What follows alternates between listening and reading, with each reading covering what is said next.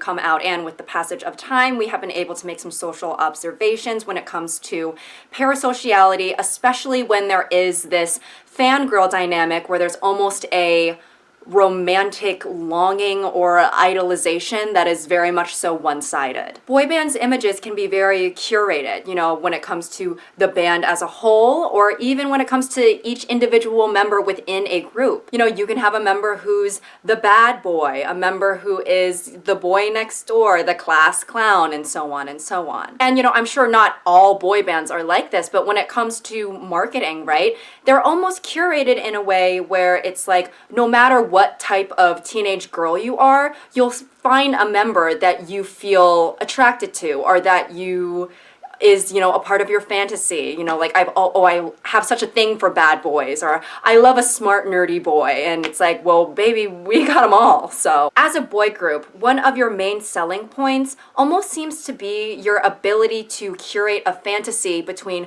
yourselves and your fans. And that's why, you know, you have these tween and teen girls shaving before they go to a concert just in case the, you know, lead drummer wants to be on a list that, trust me, many people do not want to be on. You know, this is very true for the Korean boy groups, because and it goes for the, you know, female groups too. There are literal dating bans put in place to, you know, uphold this fantasy between the consumer and the artist. And it can create this obsessive, dependent parasocial relationship that we often associate with the idea of the fangirl. The behavior of these fan bases even made for different terms for each artist to sort of convey the obsessive nature of their fans, right? Obviously, I briefly mentioned before, Beatlemania, Bieber fever, One Direction infection.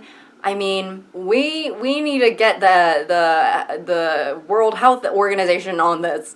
Hey guys, so the results did come back, and I do have some unfortunate news. As you know, this has been sweeping across the nation. The swine flu? No, I fear that it is more widespread than that. This is a horrible case of Bieber fever. Oh, I could have just self-diagnosed that. What is that? What is that? I thought you said that her temperature was normal. With this condition, symptoms appear differently than with a typical fever. Here, let me show you. All right, I'm going to show you an image, and I want you to say the first thing that comes to your mind, okay? Justin Drew Bieber winning 2010 AMAs for Best Artist of the Year. And this one? Justin Drew Bieber first drum set received at age 2, Ontario, Canada. Favorite color purple. 4 siblings. She's tweaking. Honey, what the hell are you talking about? You're scaring me. It'll be all right, okay? And how about this one? Oh, wow. If you are a fangirl, you are not a casual fan, okay? You are putting in blood, sweat, tears, effort, money into proving yourself within the fandom. Your room is plastered in posters. You have dolls, cardboard cutouts, all the magazines, the CDs, X, Y, and Z, ABC 1, 2, 3. You know all the songs, the lyrics, what albums they belong to, which member is singing which part, the haircuts that each member had during that era of time. You know, like Zayn has a hair strand that falls at a 67-degree angle at 2 minutes and 37 seconds of the music video that they posted on September 17th, 2013. And then everyone else is like, yeah, I already knew that. And although I personally have more or less retired my fangirl days, which, listen, there's no correct age to like have to shift your interests or anything, but let's just say I'm being kicked off my parents' health insurance soon. So I don't have time to be consuming as much media as I used to. But listen, okay, I used to have a Fifth Harmony Stan account, and I would have one of those stupid usernames that was like Lauren Haregi's elbow or something dumb like that. But no, the Fifth Harmony to lesbianism to girl K-pop group stan, it is really a straight shot. It's a straight shot, and you're getting shot out from a cannon. It's fast. It's like I didn't even know what happened. You know, if you showed me a screenshot from a Twice music video, or honestly, a lot of different girl groups, if you showed me a screenshot of their music video, I feel like I would be able to tell you what song it is and maybe like the hair colors of most of the girls in the group, even if they're not in the screenshot, okay? And that's because I was putting in that elbow grease. I was putting in the hours to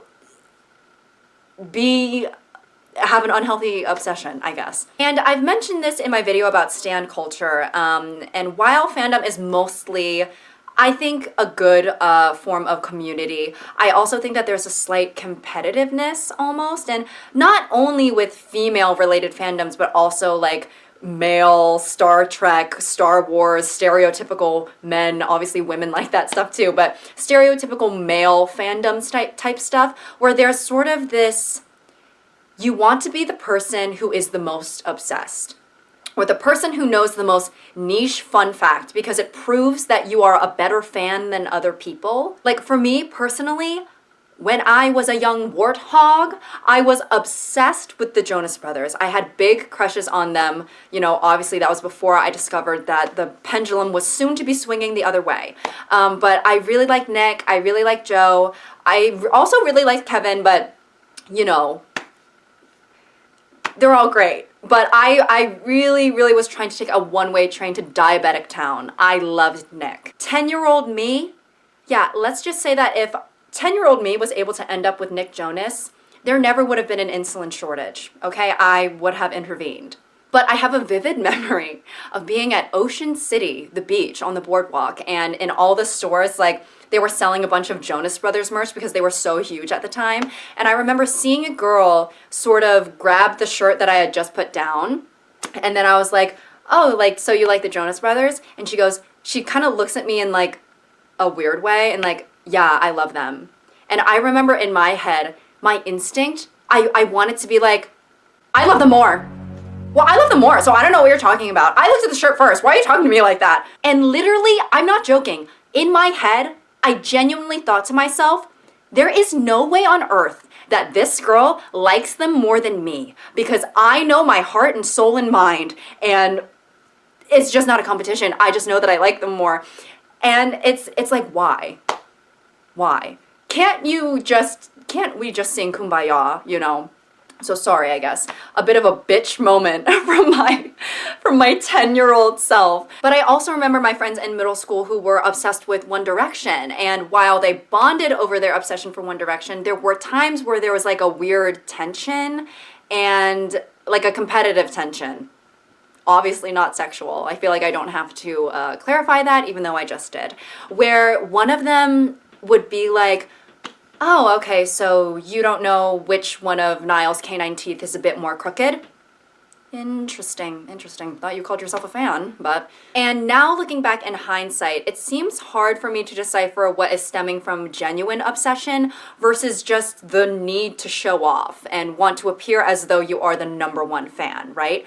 It's like, do you really care about which one of Niall's canine teeth is more crooked, or do you just want to be able to know that information so you can say it? Because I'm not exaggerating, okay? People were memorizing blood types, their parents' names, their siblings' names, what hospitals they were born in, how many hair follicles they have on each of their forearms, okay? It's like they were training for this or something. So what do you two runts know about being in the army? Well, ma'am, when I was first recruited, I was targeted for being low income. And not that army! Ma'am, yes ma'am, I'm sorry that... I don't give a about that army. I'm talking about the more important one. BTS Army. Can I get a sarong hey? Sarong hey. Now drop down and give me 20. Facts about Jungkook. Sergeant Jungkookie is my hubby. Go. Maknae of the group. Born in Busan. 5'10". Born September 1st, 1997.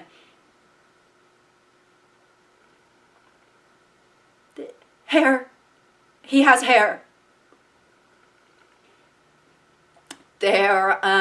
He is a boy. That was fucking pathetic. Go to the toe-breaking station, now! Are you serious? Hey, you've been going down the fangirl ranks so fast, I'm starting to think it's your favorite place. Now go! God, I'm such a fangirl failure. Stupid! Ma'am, I do believe she only has one good toe left, so in order for her to be the best fangirl, I think— Shut up, Sergeant Need V in my V! Okay? God, I fucking hate you. Both of you go to the toe-breaking station now. God damn it.